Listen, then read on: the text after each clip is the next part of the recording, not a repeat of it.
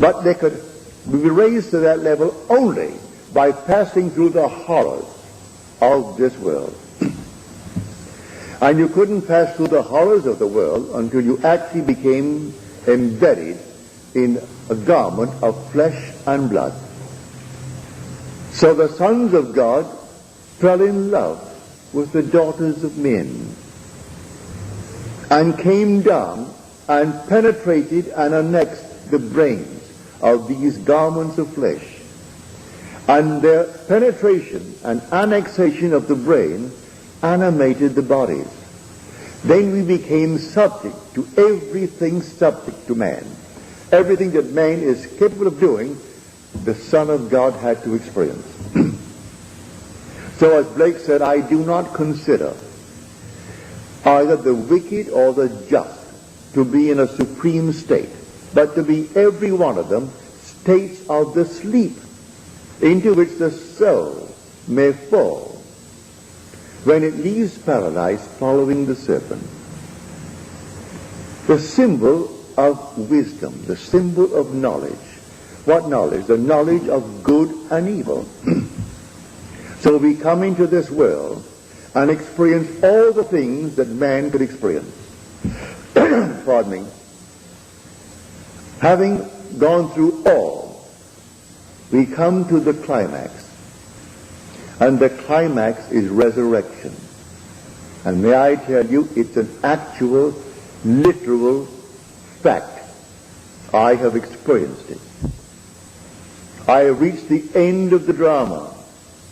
It came to me in 1959. I am now approaching my 12th birthday after my birth from above. And we are told we will not return to the kingdom of God, raised to the level of God the Father, until we are born from above. And birth from above and resurrection coincide. Man awakens within his skull, and he comes out of that skull to find the infant wrapped in swaddling clothes.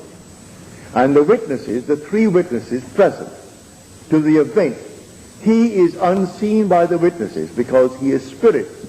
He is God. It is God being born. Born this time not of blood, nor of the will of the flesh, nor of the will of man, but of God.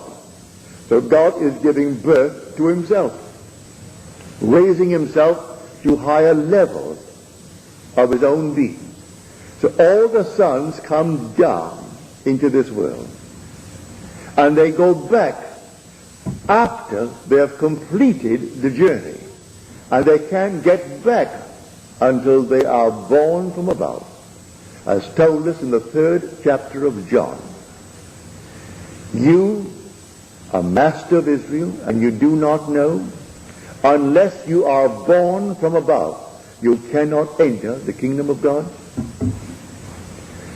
And do you not know, as Moses lifted up the serpent in the wilderness, so must the Son of Man be lifted up? And that is a literal fact. In the same serpentine manner, you are lifted up.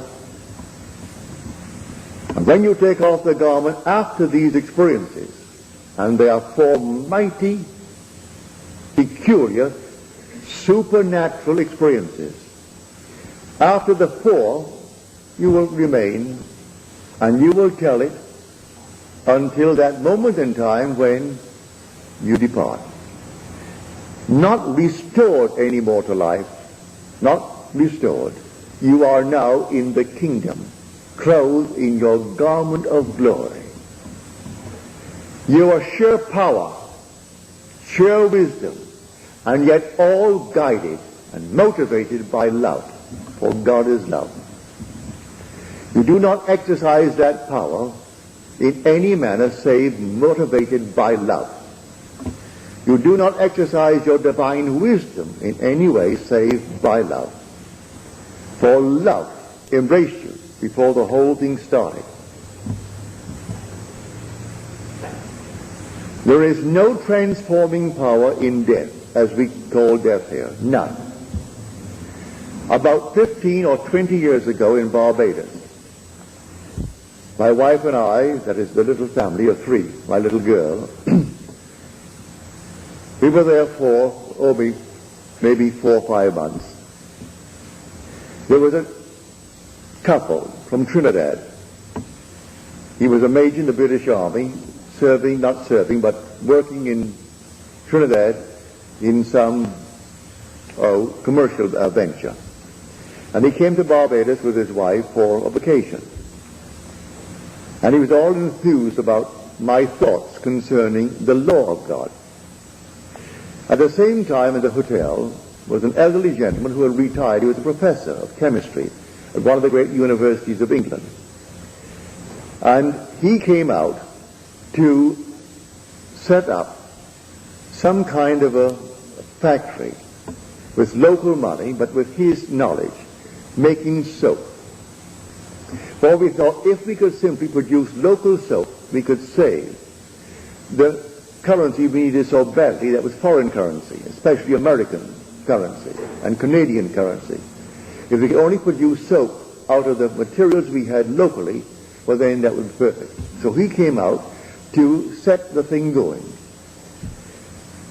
One day, over a few cocktails, this man, Major Morrison, said to him, you know, Neville has a concept concerning the spirit world. That's how we described it. And he began to discuss certain things concerning one of my books, which I gave him, and he was reading the book. Well, the old gentleman said, I am not interested. I call myself an agnostic. In fact, I think I am really an atheist. But to soften the blow, I say I am an agnostic. Everything in my life must be proven. I am a chemist. My whole life has been devoted to chemistry, to this physical world, and I can see nothing but this physical world. I'll take your brain, your body, everything, and reduce it to simple chemicals. And so I am not interested, said the old gentleman to Major Morrison. I'm present.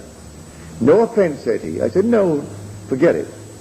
You're here to do a job, and undoubtedly you'll do a wonderful job, and give us a local factory that we can make our own soap and save foreign currency. Well, last Wednesday morning, on my return from my usual visits night after night, as I'm teaching what I'm teaching you, but I'm not confined to this, for the world does not end where our senses cease to register it. When a man dies, as we call him die, he doesn't cease to be. He is solidly real, restored in a body just like this, only he is young. He is about 20. He drops off at 90. He finds himself 20, restored to life. But he hasn't changed one iota. His ideas that were present before he died are his ideas after, whatever they were. If he was stupid here, he's just as stupid there. If he was a thief here, he's a thief there. Whatever he is it there. Well, here on my way back on Wednesday morning, I encountered these two, Sir Archibald Cooke, who was the other gentleman, and the professor. And Archie is saying to this man, the professor, there's going to be a demonstration tonight on television. And he called it telly, for in England they always speak of it as the telly. There's going to be a demonstration tonight on the telly, a scientific demonstration. Well, that would interest the old man, scientific. But then the old gentleman discovered what he meant by scientific was a psychical demonstration, to demonstrate the reality of psychism, like extrasensory perception and all kinds of things concerning the psychic world. Well, the old man turned, as he would, sour. It meant nothing to him. But here is Archie, the same Archie. He is all completely, I would say, moved emotionally because it's coming on tonight. And that's exactly what he always wanted. While he was here, though a very able accountant, he had a big business in Barbados, taking care of all the big businesses and closing their books for them and advising them. But he was vitally interested in psychism. He was a very devout Methodist. In spite of the fact that he smoked, he was a chain smoker, which the Methodists abhor, and he could drink anyone under the table. Still, he called himself a devout Christian and a good Methodist. The other one was the atheist or the agnostic. But they had not changed one bit. One is still interested in these things, and the other is not. One is still the scientist, and they don't even know that they have departed this section of time. They do not know, because no one dies. God is the God of the living, and nothing dies. Because it doesn't die, how can you tell a man, when you're looking at him and you're talking to him, don't you know I went to your funeral? He'll laugh at you. What funeral? Well, I went to your funeral. I saw them put you down into the little grave. And he starts to laugh at you as though you're insane. Because he knows he is not dead. But he doesn't know that he went through the so-called gate that we on this side of the veil call death. That happened to me years ago, back in 1946 it was. I came out here in 45. No, it was 47. I came out here in 45, returned in 1946, in the summer. I got a cable from New York City that my secretary had dropped dead. It was a hot August day, and they found the body on the floor. He had died of a heart attack. I went back and took care of his funeral. He was a Catholic. And I gave him a good Catholic funeral in Haverstraw, New York. 6 months later, I find myself in the world where he is. I am fully awake and fully conscious. I know that Jack died 6 months ago.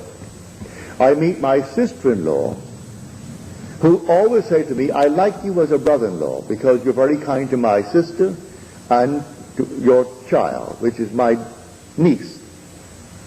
But I don't believe one word that you talk about. I don't believe you at all. At that moment, here is my former and now departed secretary, Jack Butler. And I say to my sister-in-law, Al, her name is Alice, I said, Al, so you don't believe what I teach.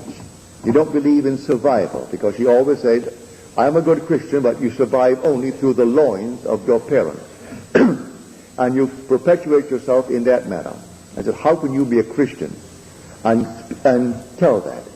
Christianity is based upon the foundation stone, the fatherhood of God, the brotherhood of man. And you tell me now that there is no such thing as a Bible? Life everlasting is the third stone of the great foundation stone of Christianity. Fatherhood of God, brotherhood of man, and life everlasting. She said, I still don't believe what you teach. And I said to her, then look at Jack. And she said to me, what has that to do with it? I said, don't you know that Jack died? And her face blanched. She knew Jack had died. I said, all right, there he is. He's alive, isn't he? And Jack said to me, who died? I said, Jack, you died. I went to your funeral. I buried you. I got a good Catholic funeral for you in Haverstraw, New York. Put you all the way down and covered you up with a lot of sand. And that's where that body was and still is. It's decaying now. He said, who's dead? I said, you aren't dead, Jack, but you died. He said, how stupid.